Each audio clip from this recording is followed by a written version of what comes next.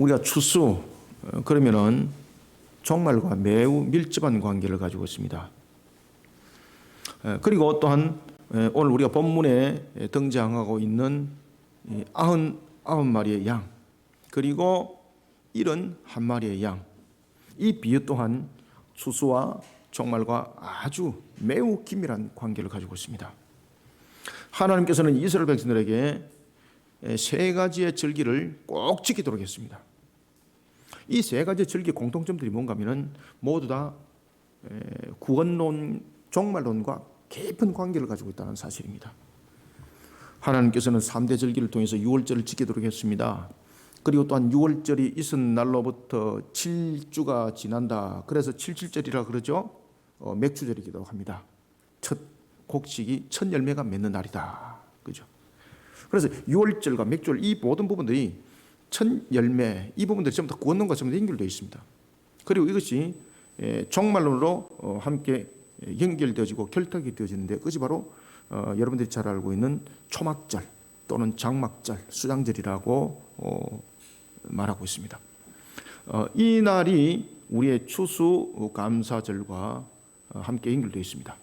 물론 우리가 이제 이 추수감사절은 여러분들이 잘 아시는 것처럼 영국에서 신앙의 자유를 찾아 미국으로 향하였던 청교도들에 의해서 감사 예배 드렸던 수학의 감사 예배를 드렸던 것이 이 맥주절이 아니고 좀 추수감사주일의 한 출발점이기도 하지만은 그 원 출발점은 바로 이 초막절, 장막절과 연결되어 있습니다. 그리고 이러한 절기들이 종말론과 매우 밀접한 관계를 가지고 있다는 사실입니다. 하나님께서 추수의 절기를 지키도록 한 것은 무슨 이유 때문일까? 첫 번째는 하나님께서 주신 수확을 바라보면서 감사신앙을 잃지 말라는 겁니다. 왜 그런가 하면 우리는 이 추수를 통해서 나의 노력과 나의 결실을 보는 것이 아니라 하나님께서 이렇게 세워주시고 하나님께서 허락하시고 결실 맺게 한 것을 보라는 것이 바로 추수감사주일의 중요한 맥락입니다. 그래서 추수감사주일을 이 절기를 추수절을 절기로 지키라고 했던 첫 번째 이유는 하나님께 주신 수확에 대해서 감사하는 신앙을 가지라는 겁니다. 그러면서 창조주 하나님을 바라보게 하고 그리고 또한 오늘도 만물을 주관하시는 하나님을 바라보게 하는 것이죠. 그래서 우리는 이 추수감사절을 통해서 추수절기를 통해서 항상 감사 신앙을 잃어버리지 말아야 됩니다. 그 다음에 두 번째는 종말의 신앙을 잃어버리지 말아야 됩니다. 그래서 우리는 추수의 절기를 통해서 두 가지의 신앙을 우리에게 조명해 주고 있는데 하나는 감사의 신앙이고 하나는 종말의 신앙관입니다. 특히 추수를 통해서 우리로 하여금 종말이 가지는 의미를 잊지 않도록 합니다. 바로 심판과 구원의 주님을 바라보도록 하는 겁니다. 우리가 여러분 태풍이 몰아칩니다. 우리가 매년마다 겪는 거지 않습니까? 태풍이 몰아칠 때 제일 염려하고 근심하는 것이 무엇입니까? 농작물, 수확물. 올해 농사가 풍년이 됐는데 농부가 이 수확을 거둬들이기 얼마 앞두고 이렇게 태풍이 지금 몰아치고 있습니다. 이러면서 언론에다 그리고 우리도 또한 같이 함께 염려하는 매년마다의 내용들이 있습니다. 바로 이와 같이 태풍이 몰아치고 온갖 죄가 있으면은 결실이 그냥 끝나는 줄 우리가 알고 있습니다. 그런데 지금까지 우리가 겪었던 모든 태풍들 가운데서 그 태풍이 끝나고 난 뒤에도 우리는 결실을 안 맺은 해가 없습니다. 항상 결실을 맺습니다.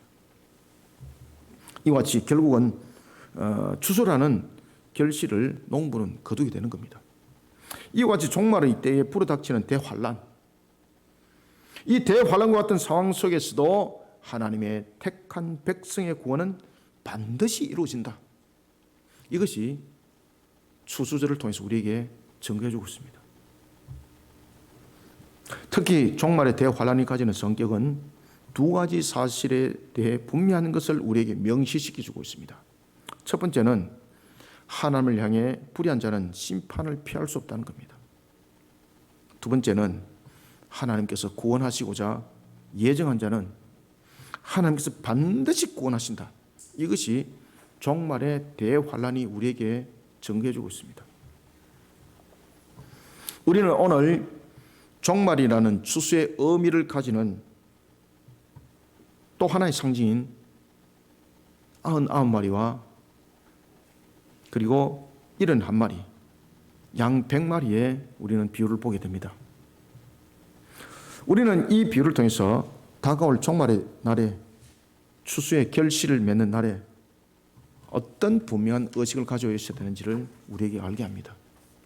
사랑하는 성도 여러분, 종말을 바라보게 하는 추수의 결실의 날, 이 날을 우리는 반드시 맞이하게 됩니다. 우리는 이 날을 기억해야 됩니다. 우리는 이 날을 기억하면서 다가올 종말이 가지는 성격과 그리고 또한 우리는 이 날을 어떻게 준비해야 되는지를 우리는 오늘도 주님께서 주신 말씀을 통해서 우리는 조명해 볼 수 있어야 됩니다. 이것을 우리가 오늘 세 가지로 조명을 한번 해보겠습니다. 먼저 3절을 한번 읽읍시다. 시작. 예수께서 그들에게 이 비유로 이르시되 아멘. 우리 이제 비유를 우리가 파라볼레라 그러지 않습니까? 헬라로 파라볼레. 그것을 마치 계시와 같이 비유를 통해서 알게 하는 것이죠. 그런데 이 비유는요, 깨달아 알게 하는 자는 깨닫게 하시고 알게 하시는데 깨달아 알지 못하게 한 자는 깨달아 알지 못하게 합니다. 이게 비유의 특징입니다. 지금 주님께서 주신 이 비유의 특징. 이 비유의 특징은 모든 인류가 다 깨닫는 건 아닙니다. 왜 그런가 하면 이 비유가 주신 말씀이 있거든요. 이 비유를 통해서 주신 말씀은 하나님의 택한 백성을 향하여서 주신 말씀이에요. 우리는 먼저 3절부터 4절을 통해서 먼저 첫 번째, 종말이란 날은 추수와 마찬가지로 결실을 맺는 날입니다. 그래서 동일한 의미를 가지고 있습니다. 그게 하나님께서 우리에게 추수절을 항상 지키라고 그래요.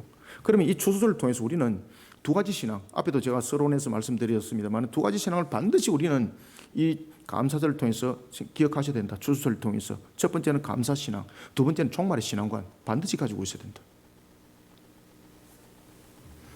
먼저 첫 번째는 우리는 결실을 맺는 이 날을 통해서 우리는 이 날을 어떻게 준비해야 되는가. 3절부터 4절은요, 종말은 마귀에 속한 악한 것들을 멸하는 날입니다. 이거 반드시 기억하시기 바랍니다. 종말은 누구를 멸한다고요? 마귀, 그리고 마귀에 속한 자들을 멸하는 날입니다. 우리를 멸하는 날이 아닙니다.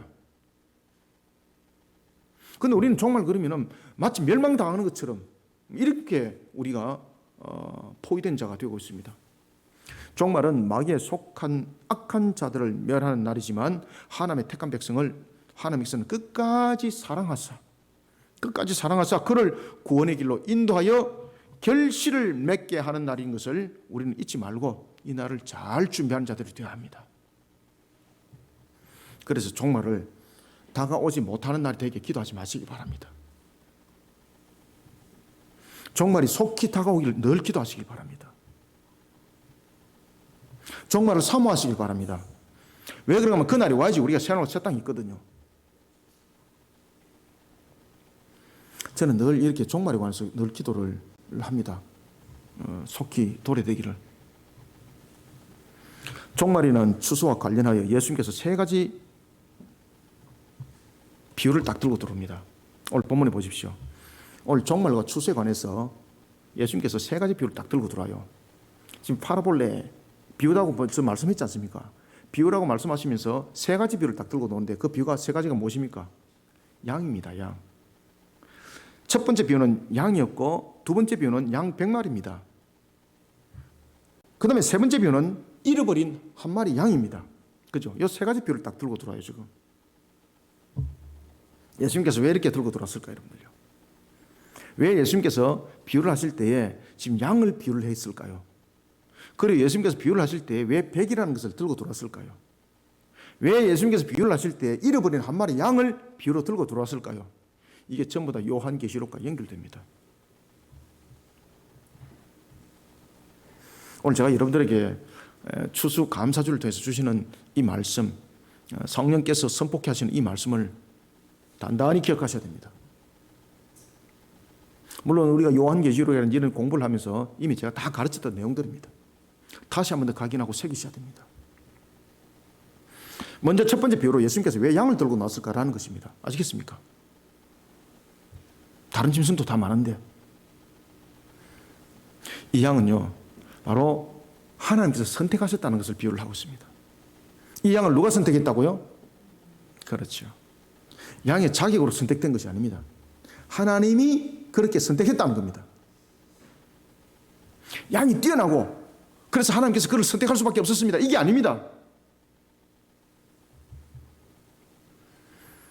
양은 택한 백성을 상징합니다. 그것을 비유합니다. 특히 여러분들 민수기 27장 17절과 마태복음 9장 36절에 보면은 양은 스스로 자신을 방어하지 못해요. 반드시 돌보아야 될 목자가 필요합니다. 특히 택한 백성을 양에 비유한 것은 인간은 스스로 구원할 능력이 없다는 것을 표명하고 있습니다. 스스로 구원할 능력이 없다는 것이며 목자에 의해서 구원의 길로 인도받는다는 것을 예표하고 있기 때문에 양을 비유로 딱 선택한 것입니다. 예수님께서. 다시 말하면 양은 하나님의 전적인 은혜로 말미암아 택한 백성을 말하고 있고, 그리고 하나님의 전적인 은혜로 구원받는다는 것을 예표하고 있는 것이 바로 양입니다. 그래서 양을 비유로 딱 들고 들어온 겁니다. 이에 대해서 여러분들이 분명하게 잘 아셔야 돼요.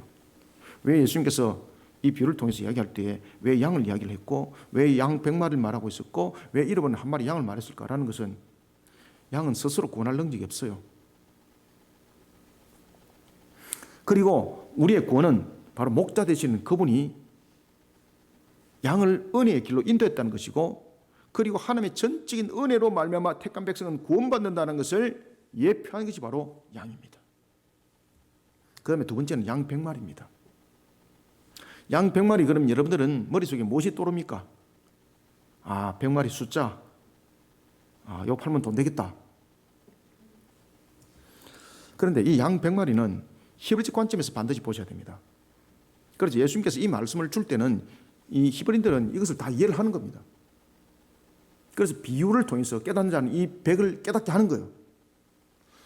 특히 여러분, 이 100이라는 숫자는 어떤 의미를 가지고 있는가 하면 요한계시록에서도 그 내용들을 함께 들고 나오고 있는데, 이 100은 바로 신약과 구약 시대를 말하고 있습니다. 신약과 구약 시대에 하나님의 택한 백성들의 완전수를 말하고 있습니다. 자, 여러분들 히브리인들이 가지고 있는 숫자 개념 속에서 열은 어떤 의미를 가지고 있나요? 꽉 찬 숫자. 그죠? 꽉 찬 숫자. 구약 시대를 열로 표현합니다. 그리고 신약 시대를 열로 표현합니다. 그리고 열과 열을 곱하니까 얼마가 됩니까? 100이 되는 거죠. 그래서 양 100마리는 무엇을 말하고 있는가 하면 구약 시대와 신약 시대의 모든 시대를 통틀어서 하나님께서 구원하시고자 예정하신 모든 구원의 백성의 수를 100으로 말하고 있습니다.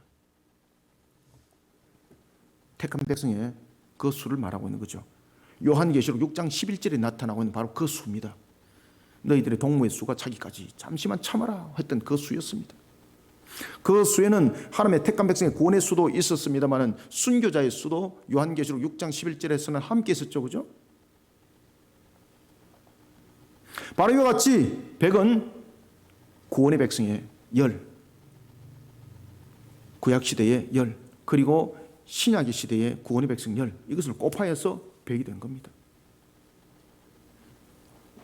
하나님께서 구원하시기로 예정한 자를 빠짐없이 모두 구원의 길로 인도한다는 의미를 가지고 있습니다.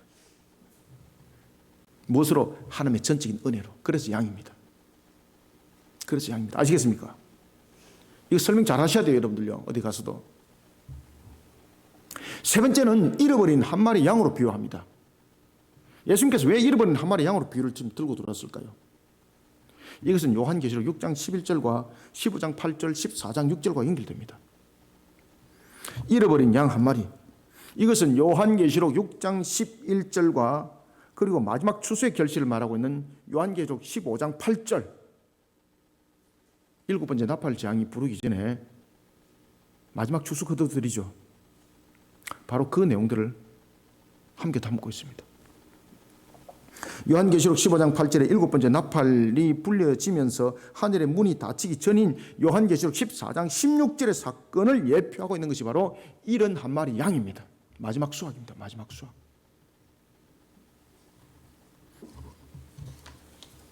잃어버린 한 마리 양은 요한계시록 6장 11절의 계수에 들지 못했던 양입니다. 다시 말씀드리면 잃어버린 한 마리 양은 하나님의 택한 백성 가운데서도 아주 완악한 자들이었습니다. 1차 계수에 들지 못했던 그들은 복음을 회피했습니다. 심지어 사도 바울과 같은 그런 사도 바울의 과거의 모습과 같은 그런 자였습니다. 이들은 그리스도인들을 박해하고 교회를 비방하고 놀라운 것은 그런 자 가운데서 하나님의 택한 백성이 있더라는 것입니다. 왜 그들이 그런 행동을 했을까요? 마귀의 사슬에 매였던 것이죠. 그래서 이 결박을 푸는 데 있어서 나팔장이 필요했던 겁니다. 첫째 계수는 복음 속에서 들려왔다면 일곱 번째 나팔장이 불려지기 전에 마지막 추수의 결실, 낫이 그 풀을 베는, 곡식을 베는 그 마지막 수확, 그것이 바로 잃어버린 한 마리 양입니다. 이 99이라는 것은 1차 계수 속에 우리가 민수기도 보면은 1차 계수와 2차 계수가 있지 않습니까? 복음 속에서 1차 계수가 들어왔던 그들, 다시 말하면 나팔장이 불리지기 전에 복음 속에서 그 수가 찬 1차 계수, 그것이 바로 99입니다. 이 남은 하나는 뭔가 하면은 신약과 구약시대에 남은 하나가 있는데 이는 아주 완악한 자들. 우리가 볼 때 저 속에는 하나님이 없어, 예수님의 십자가 없어 라고 말했던 사도 바울도 여러분 결국은 회개하고 돌아왔지 않습니까? 하나님의 택한 백성이 있지 않습니까? 그래서 예루살렘 교회가 사도 바울이 회개하고 주의 품으로 돌아왔다는 그 소식을 듣고 믿을 사람 누가 있었습니까? 그를 안 믿었잖아요. 그때에 그를 대변했던 한 사람이 있었는데 그가 누구였습니까? 바나바였습니다. 바나바. 바로 이와 같이 잃어버린 한 마리 양은 아주 완악한 자들, 그러니까 보통 평범한 복음으로 들어오지 않는 겁니다. 왜? 마귀의 사슬에 철저히 매여가 있으니까요. 그러니까 이들은요 나팔장이라는 고난을 통해서 돌아오게 되는데 이것이 바로 잃어버린 한 마리 양입니다. 이들의 결박을 깨뜨리는 것이 바로 나팔재앙이었습니다. 그 재앙을 통해 이들이 회개하고 하나님의 품으로 돌아온다는 것을 잃어버린 한 마리 양으로 예표하고 있고 비유하고 있습니다. 추수의 마지막 결실이죠. 3절 4절 두 절을 읽어주시기 바랍니다. 시작. 예수께서 그들에게 이 비유로 이르시되 너희 중에 어떤 사람이 양 100마리가 있는데 그 중에 하나를 잃으면 99마리를 덜에 두고 그 잃은 것을 찾아내기까지 찾아다니지 아니하겠느냐. 아멘. 지금 저와 같이 요한계시록 공부 이미 다 했던 분들은 이 내용들이 지금 뭔가 지금 알고 있습니다. 지금 종말의 마지막 단계인 대접장. 이 대접장은요 인의 재앙과 나팔장과 다릅니다. 이 대접장은 택한 백성에게는 전혀 피해가 가지 않는 재앙입니다. 마귀에 속한 자들만이 피할 수 없는 재앙이다. 그래서 이 대접입니다. 대접. 피할 수 없는 재앙. 구원의 완전수인 양 100마리의 수가 채워지는 마지막 추수의 수확을 거두기 위해 종말의 대환란이 우리에게 허락되어집니다. 그리고 하늘의 문이 닫히고 난 뒤에 대접장이 일어나는 겁니다. 그런데 이 나팔장이 얼마나 힘들고 얼마나 두렵던지 다니엘이 환상 속에서 이걸 보거든요. 한때, 두때, 반때 그 환상을 통해서 다니엘이 그 환상을 보고 다니엘서 7장 15절부터 16절에 보면 다니엘이 뭐라고 증가하는가 하면요, 근심하고 번민하여 라고 말하고 있습니다. 그래서 저와 여러분들이 복음 속에서 먼저 1차 복음 속에서 계수에 돌아온 것이 얼마나 큰 복인지 모릅니다. 여러분 아시겠습니까?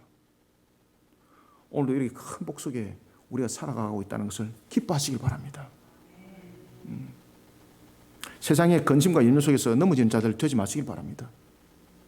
2차 계수에 들어오면요 엄청나게 두들기 맞고 들어오는데 상상을 초월합니다. 여러분들 아시겠습니까? 그래서 다니엘이 한때 두 대 반 때를 통해서 42달의 대환란이거든요. 짐승의 난이거든요. 다니엘이 얼마나 근심했는지 몰라요. 여러분들 아시겠습니까? 근심하고 범인하였더라. 그만큼 종말의 대환란이 무섭다는 이야기입니다. 두렵다는 이야기입니다. 그 두려움으로 얼룩져 있다는 것입니다. 그러나 그럼에도 불구하고 택한 백성에는 그날이 두려운 날이 아닙니다. 마지막 주수의 결실을 거둬들이기 위한 종말은 여호와의 날입니다. 주님의 날입니다. 복음으로 부름받은 1차 계수에 들어온 자들은 그 99마리의 양은 어디에 두고? 덜에 두고 은혜 받으시길 바랍니다. 그래서 지금 주님께서 한마디 한마디 하는 것을 잘 조명하셔야 돼요, 여러분들요. 덜에 뒀다는 것은 무엇입니까? 요한계시록 보면 보호처가 있거든요. 바로 그 보호처를 말하고 있습니다. 그래서 그 보호처의 에클레시아 교회가 되는 겁니다.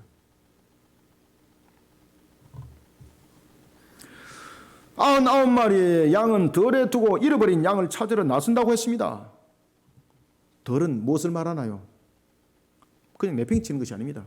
철저히 보호받을 수 있는 보호처를 말하고 있습니다. 그 덜은 어떤 의미를 가지고 있나요?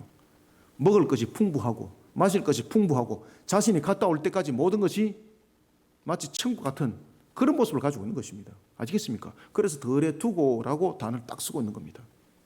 보호처죠. 어느 누구도 침노할 수 없는 보호처, 안전하게 둔다 이 말입니다. 그러니 복음 가운데 들어와 1차 계수에 놓인 자들이 얼마나 복이 있는지 참 저와 여러분들은 참 복된 자들입니다.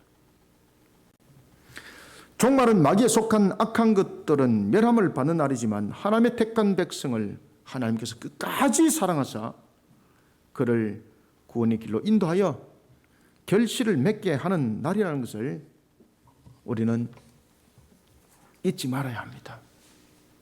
그래서 우리는 이와 같이 종말을 바라보면서 종말의 한날을 잘 기억하면서 그리고 종말을 똑바로 이해하면서 은혜 받는 우리 성도들이 다 되시길 소원합니다.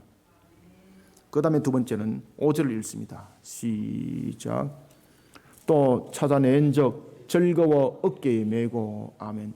자, 여기서 이제 핵심적인 것이 뭔가 하면은 찾아냈다는 것이죠. 그죠? 그 다음에 어떻게 그 상황을 어떻게 설명하고 있습니까? 즐거워. 그 다음에 그 양을 어디에다 어떻게 했습니까? 어깨에 메고 이 세 가지에 주목을 하셔야 돼요. 찾아내고라는 것은 끝까지 다 확인하셔서 끝까지 다 찾아냈다는 이야기죠. 두 번째는 우리는 5절부터 6절 통해서 우리는 종말을 바라보면서 두려움이 아니라 항상 기억해야 될 것이 있습니다. 그것은 뭔가 하면 상실당한 희망을 잔치의 한마당으로 회복시키는 주님의 날이요 결실 맺는 추수의 날이라는 사실을 잊지 않아야 합니다. 그래서 우리는 종말을 사모해야 됩니다. 여러분들 아시겠습니까? 이게 이단들이 이 종말을 가지고 하도 사람들에게 호도를 하니까 정상적인 교회 속에서 종말 이야기하면은 마치 이단인 것처럼 착각하는 속에 우리가 지금 빠져가 있어요, 여러분들요. 우리 종말이 오지 않으면은 종말의 때와 종말의 날은 다릅니다. 종말의 때라는 것은 상황적 속에서 일어나는 것을 종말의 때라고 말하는 거예요. 지금 우리는 종말의 때를 살아가고 있어요. 종말의 날이라는 것은 뭔가 하면 주님의 날, 여호와의 날, 바로 결판의 날을 말하고 있는 거예요.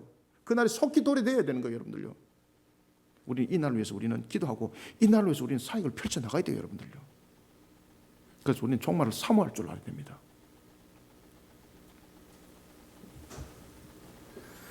종말에 대해서 마태복음 25장 30절은 불의한 자들이 하나님으로부터 바깥 어두운 데 쫓김을 당한다 했습니다. 슬피 울며 이를 가는 날이 될 것이라고 예언하고 있습니다. 그런데 우리에게는요, 잔치입니다, 잔치. 왜 이 날을 사모하지 않습니까? 이단들이 왕국이라는 단어를 쓰니까 그 단어 절대 쓰면 안 되고, 종말의 날을 쓰니까 절대 그 말 쓰면 안 되고, 그럼 우리 뭐 하자는 겁니까, 지금? 아시겠습니까? 그래서 우리가 성경을 똑바로 이해하고 똑바로 해석하고 똑바로 성경을 우리가 배워야 됩니다. 교리로 바로 연결돼야 됩니다. 바른 교리로.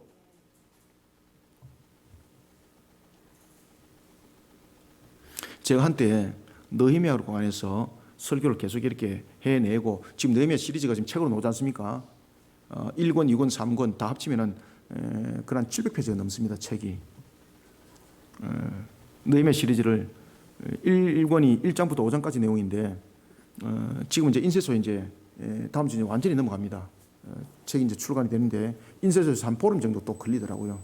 그래서 이제 결국 이제 11월 달 초에 이제 나오게 되었습니다. 11월 달에 나오기로 계획했는데 인쇄 관계상 그것이 좀 이렇게 연장이 되었습니다. 우리가 모든 내용들을 우리가 바라보면서 정말로 중요한 것은 우리가 신앙 가운데 바로 서고 우리가 말씀의 신앙 가운데 바로 서지 못했을 때는 하나님의 역사는 바라볼 수 없습니다. 느헤미야도 그 이야기를 우리에게 말하고 있습니다. 종말을 바로 알아야 됩니다. 종말은 우리에게 두려운 날이 아닙니다. 이가 갈리는 날이 아닙니다. 종말은 누구에게 이가 갈리고 누구에게 두려운 날인가 하면 바로 불의한 자들입니다. 불의한 자들.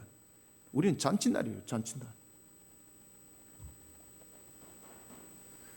바로 종말은 슬피 울며 이를 가는 날이 되는데 바깥으로 쫓김을 당하는 날이 되는데 그것은 바로 불의한 자들입니다.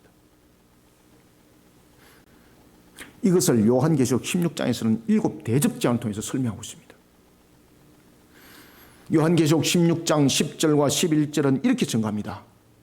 또 다섯째 천사가 그 대접을 짐승의 왕좌에, 그죠? 아시겠습니까? 이 대접이 어디에다 붓습니까? 짐승의 왕좌에, 마귀의 세력에 부어진다는 겁니다. 하나님의 택한 백성들에게는 이 대접장은 임하지 않습니다, 여러분들요. 이런 부분들을 명확하게 구별을 하면서 보아야 되는데 이 대접장을 자신이 받는 것처럼 이렇게만 느끼고 와 두렵다 떨린다. 그래서 여러분들 말씀을 배워도 똑바로 배워야 되는 거예요. 목요일 성경 공부 열심히 가르치는데 여러분 나오셔야 돼요, 여러분들요. 온 교회에 선전해서 엎드리도록 만들어야 돼요, 재단에. 아시겠습니까? 제가 코로나가 있을 때도 3년 동안 있을 때도 제가 혼자서 녹화할 경우도 있었습니다. 코로나 터졌을 때 제가 다리 수술까지 했지 않습니까? 제가 병원에서 바로 퇴원해서 처음부터 바로 녹화 다 했습니다. 제가 한 주도 안 빠지고. 제가 그것을 녹화하면서 얼마나 제가 아픈 고통 속에 있었겠습니까? 그냥 끙끙 앓고 들어 누웠습니다. 제가 녹화를 마치고 난 뒤에는.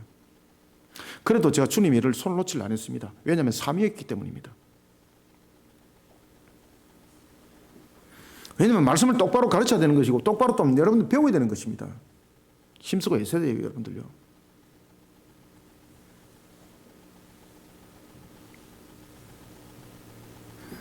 다섯 번째 대접장이 부어집니다. 어디에? 짐승의 왕자에. 다른 곳에 부어지지 않습니다. 짐승의 왕자의 쏟으니 그 나라가 곧 어두워지며 사람들이 아파서 자기 혀를 깨물고 아픈 것과 종기로 말미암아 하늘의 하나님을 비방하고 그들의 행위를 회개하지 아니하더라. 아멘. 아시겠습니까? 마귀에 속한 자들은 끝까지 회개 안 합니다. 하나님의 택한 백성만 나팔장에서 회개하고 돌아옵니다. 마지막 장에서. 택감을 받은 백성에게는 그날이 두려움의 날이 아닙니다. 구원의 완전수를 알리는 7번째 나팔이 풀려짐과 동시에 하늘의 문이 닫히고 대접장이 임하게 되는데 그 대접장은 택한 백성들에게는 전혀 상해를 주지 않습니다. 우리는 피할 자입니다. 그래서 즐거워 어깨 메고라는 단어를 쓰고 있는 거예요. 여러분들 아시겠습니까? 이것을 전부 다 연결 다 하고 보셔야 됩니다. 즐거워 어떻게 하고? 어깨 메고. 즐거워 어깨 메고는 7번째 나팔장이 불려지고 대접장이 시작되기 전입니다. 잃어버린 한 마리 양을 목자가 찾아온 것을 말합니다. 찾아서 찾아온 거예요. 양이 온 것이 아니라 목자 가서 찾았어요, 여러분들. 가서 붙잡은 거. 그래 그것을 나팔장이라고 말하는 거예요, 여러분들. 아시겠습니까? 양이 온 것이 아니고 가서 붙잡아 온 거예요, 이게. 그래서 그것이 환란의 나팔장입니다. 여기서 먼저 주목할 것은 먼저 어깨 메고를 주목하시길 바랍니다. 목자가 양을 찾아올 때에 양이 우리 주인님이 오셨구나 이러면서 좋으면서 꼬랑지를 치고 왔습니까? 아닙니다, 여러분들. 어깨 메고 왔다는 것은 찾았음에도 불구하고 언제든지 또 도망가기 때문에 어깨 지금 메고 오는 거예요. 이게 도망 못 가도록 하기 위해서. 그러면 이 속에서 그 어깨 맨 양의 성질을 말하고 있습니다. 첫 번째는 잃어버린 양이 아주 고집불통이라는 겁니다. 잃어버린 양이 강제적으로 끌고 오지 않으면 안 되는 상태의 양이라는 겁니다. 다른 양들은 소리 듣고 왔습니다. 아시겠습니까? 근데 이 양은 붙잡아서 단단히 동임하지 않으면 또 도망갈 양이라는 거죠. 그래서 나팔장에 회개하고 돌아오는 마지막 잃어버린 한 마리 양의 상태를 그렇게 설명하고 있는 겁니다. 강제로 끌고 와만이 되는 거죠. 그래서 나팔장으로 연결되는 겁니다. 제약 가운데 방황하고 있는 자를 강력한 나팔장을 통해서 마귀의 사슬을 깨뜨리고 데려왔다는 겁니다. 두 번째는 데리고 오는데 그 마음이 어떻습니까? 즐거웁니다. 즐거워. 어깨를 맸는데 얼마나 즐겁는지. 구원의 완성을 이루는 하나님의 심정을 표현하고 있습니다.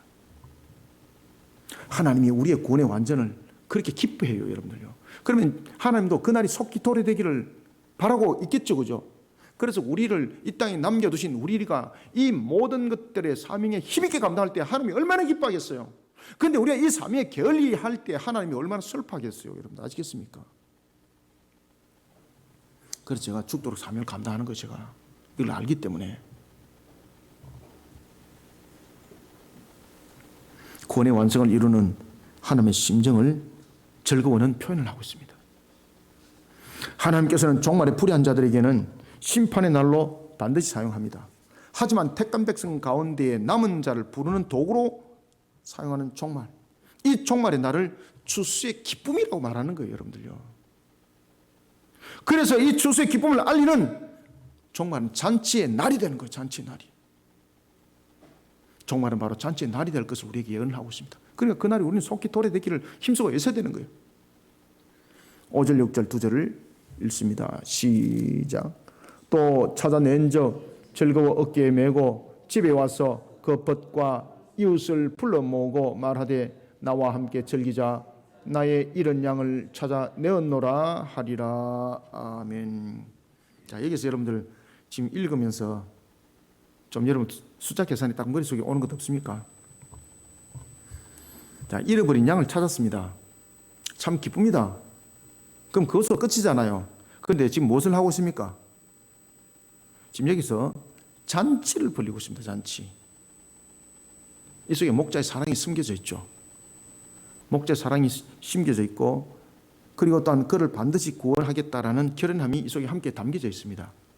특히 이 본문은 여러분들이 잘 아시는 탕자 비유와 연결됩니다. 누가복음 15장 11절부터 32절에 나타나는 탕자 비유가 곧 잃어버린 양과 연결되고 있습니다. 탕자가 돌아왔을 때에 아버지가 그를 껴안고 얼마나 기뻐합니까? 잃어버린 양을 즐거워 어깨에 메고 오는 목자의 모습에 동일하게 비춰주고 있습니다. 잃어버린 한 마리 양을 찾은 것을 가치로 환산할 수 없다는 거죠. 여러분들, 만약에 가치로 환산한다면 양을 찾았습니다. 잔치를 벌립니다. 그러면 양 한 마리 가격과 잔치 비용이 어느 것이 돈이 더 많이 나갑니까? 잔치 비용이 더 많이 나갑니다. 그럼 적자입니다, 이거. 그런 잔치 벌리면 안 됩니다. 그래서 우리가 이런 백성들이 구원에 이르는 길은 세상이 그 어떤 것들로도 계산할 수 없는 가치로 여겨진다는 것입니다. 그래서 잔치를 벌리는 겁니다. 만약에 양을 찾았는데 잔치를 벌린다면 계산적 측면에서는 적자입니다. 세상적 측면에서는 어리석은 짓이죠. 그러나 하나님 편에서는 잃어버린 한 마리 양이 얼만큼 중요한지를 지금 표현하고 있습니다. 세상이 그 어떤 것들로도 바꿀 수 없다는 겁니다. 목자의 마음인 하나님의 마음이 그렇다는 겁니다.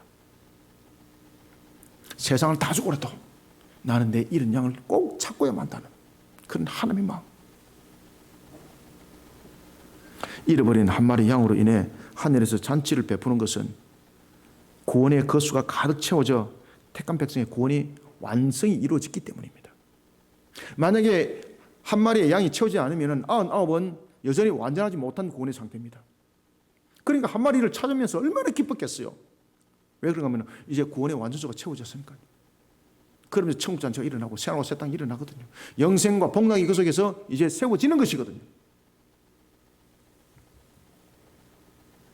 그 수인 100이 채워져 이들에게 새하늘과 새 땅이 열리는 날이 된 겁니다. 그러니 이 추수의 마지막 날을 어찌 기뻐하지 아니할 수가 있겠습니까? 그러니까 잔치 벌리는 거예요. 그래서 이 잔치는 한 마리의 가치만 가지고 잔치를 벌리는 것이 아닙니다. 마치 여러분들은 이 포커스를 한 마리의 포커스를 맞추고 있다면 실패하는 거예요. 그를 찾음으로 인해서 구원의 완성이 이루어진 백이 채워진 겁니다. 그러니 하나님은 잔치를 하지 아니할 수 없는 거예요. 사랑하는 성도 여러분, 종말은 상실당한 희망을 잔치의 한마당으로 회복시키는 주님의 날입니다. 결실 맺는 추수의 날입니다. 우리는 이 날을 기억해야 됩니다. 종말이 속히 도래되기를 간구하는 흔들리지 않는 신앙의 자세를 반드시 가져야 된다는 사실을 잊지 마시기 바랍니다.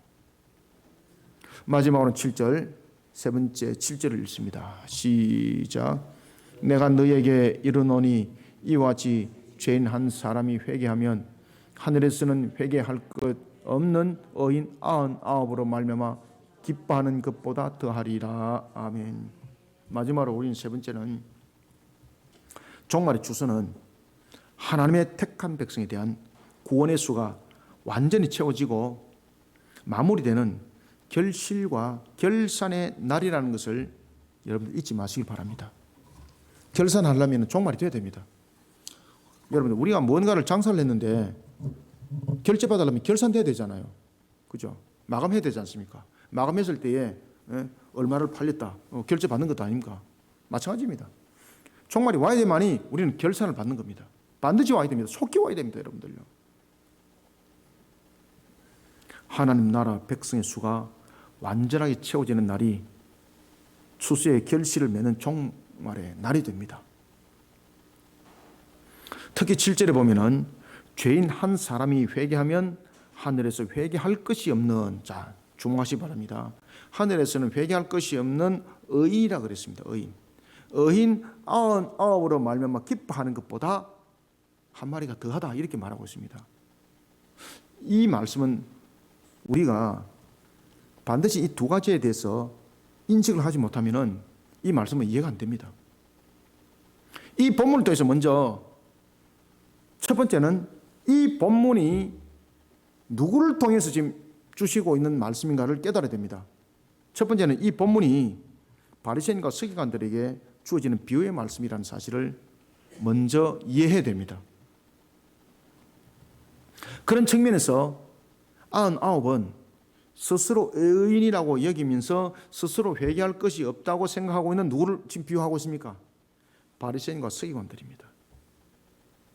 그래서 바리새인과 서기관들을 통해서는 하나님이 안 기뻐한다는 겁니다. 자기들끼리 구원이에요. 자기들끼리. 하나님이 구원할 것을 예정하지 않았다는 겁니다. 자기들끼리 구원가네. 자기들끼리. 자신의 죄를 회개하지 않고 세우신 자들입니다. 그러니까 하나님 기뻐할 수가 없는 거죠.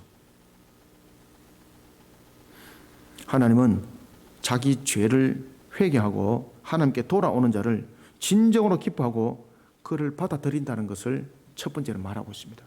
그 다음에 두 번째는 이 비유가 앞에 99과 동떨어집니다. 원래.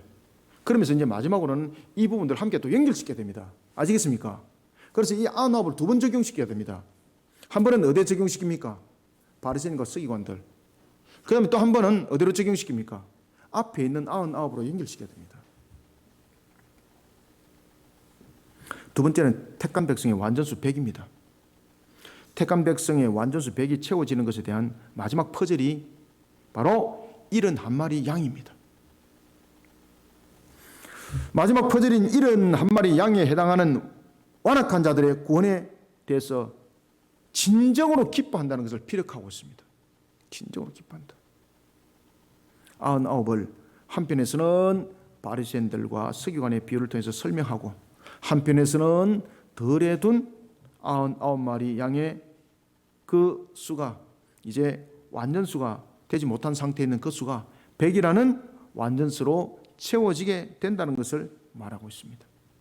100이라는 완전수가 채워졌을 때가 바로 새하늘과 새 땅에 임하게 되는 완전한 천국잔치를 열게 되는 것입니다. 나의 상태 속에서는 완전한 구원이 아니기 때문에 천국잔치가 일어나지는 않습니다. 따라서 부족한 하나가 채워지면서 가지게 되는 기쁨이 얼마나 큰지를 설명하고 있는 겁니다. 이 두 가지를 염두에 두고 7절을 다시 한번 읽읍시다. 시작. 내가 너에게 이르노니 이와 같이 죄인 한 사람이 회개하면 하늘에서는 회개할 것 없는 의인 99으로 말미암아 기뻐하는 것보다 더하리라. 아멘. 요한계시록 21장 4절은 택한 백성의 완전수인 백이 채워지는 그날 하늘에서 기쁨의 천국잔치가 열리게 되는 이유를 알게 합니다. 택한 백성의 완전수인 백, 이 백이 채워지는 그날 완전한 날이 열리게 되는 겁니다. 그래서 그날이 완전 구원이 성립이 되는 겁니다.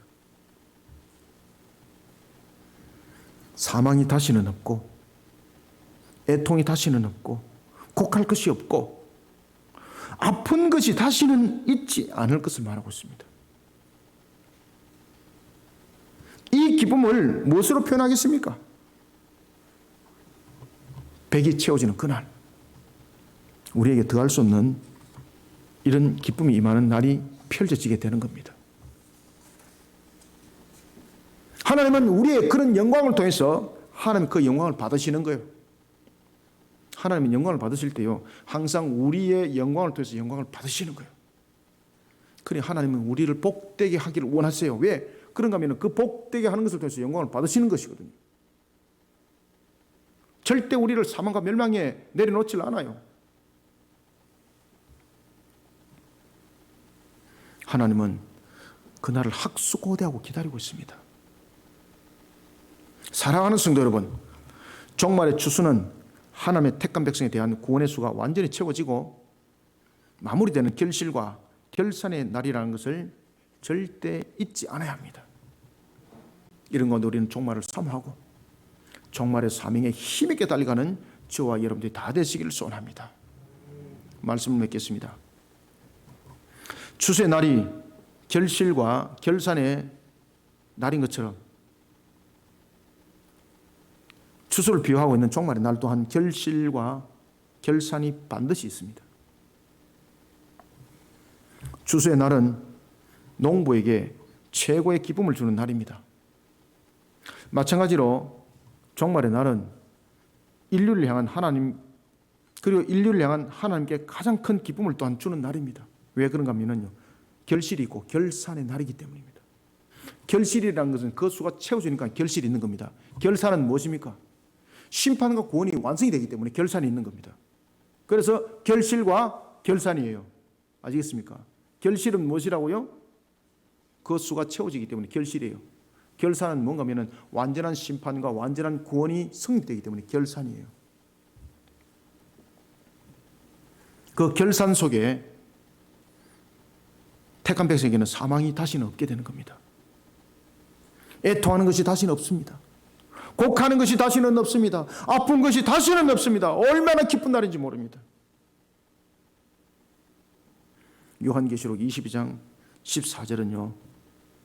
그 날이 바로 우리에게 영생을 누리는 날이 될 것이고 우리가 그곳으로 나아가는 날이 될 것이고 그곳에서 영원히 살아가는 날이 될 것이라고 말하고 있습니다.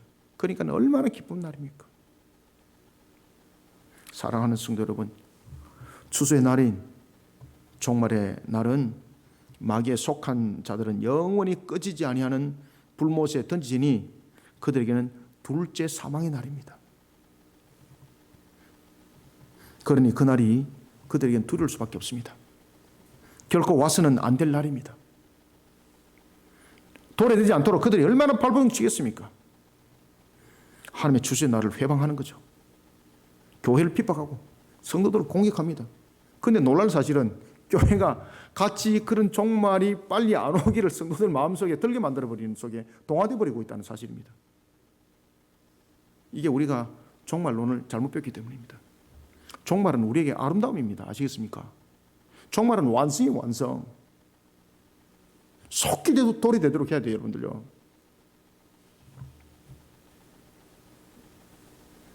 마귀가 그때가 도래되지 않고 마치 길게 연장되는 것처럼 그 덫을 자꾸 만들어가지 않습니까? 그 속에 우리가 넘어짐을 당하고 있는 겁니다. 절대로 그 속에 동화되면 안 됩니다. 우리는 종말에 대해서 확실한 신앙 가져야 됩니다. 그날은 반드시 도래됩니다. 그런데 우리는 속히 도래되도록 힘쓰고 있어야 됩니다. 추수의 결실을 맺고 결산하는 종말의 날. 그래서 저는 종말을 결실과 결산의 날이라 저는 딱 정확하게 이야기합니다. 저는. 혹시나 제가 여러분들에게 지금 전했던 말들 가운데서 전했던 말씀 가운데 틀린 것이 있으면 말씀하십시오. 제가 하늘에 가서 주님한테 물어보고 있습니다. 주님께 제게 주신 말씀입니다.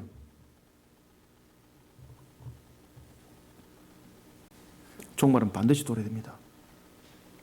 추수의 결실을 맺고 결산하는 종말의 날은 심판을 통해서 반드시 결산됩니다.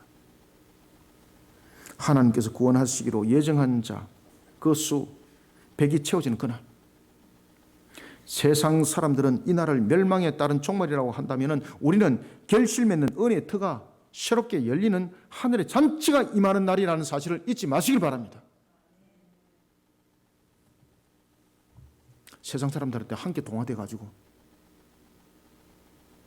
함께 그들과 넘어지는 자가 되고 있으니 이게 무슨 우리의 꼴입니까? 이게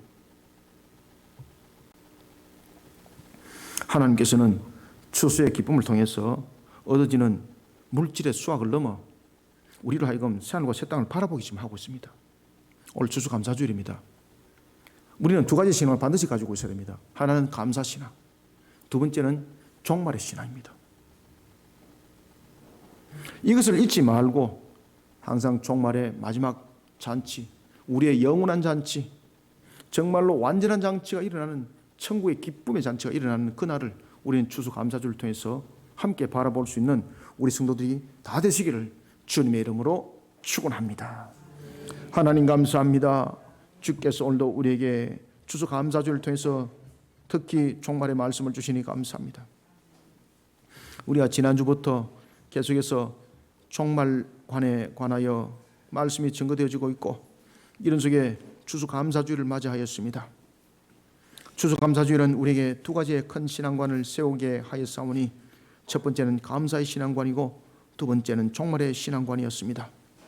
오늘 주신 말씀을 우리가 삶과 마음판 속에 잘 새기고 잘 깨달아 왜 예수님께서 양에 대한 비유를 들고 나왔고 백에 대한 비유와 99과 잃어버린 한 마리 양의 비유를 하였는지 우리가 다시 한번 더 마음판 속에 새기면서 항상 종말을 사모하고 그날이 속히 도래되기를 간구하는 그런 속에 힘있게 오늘도 사역 사명 속에 기쁨으로 자신의 주어진 사명을 감당하는 우리 모든 성도들이 되게 역사하여 주옵소서.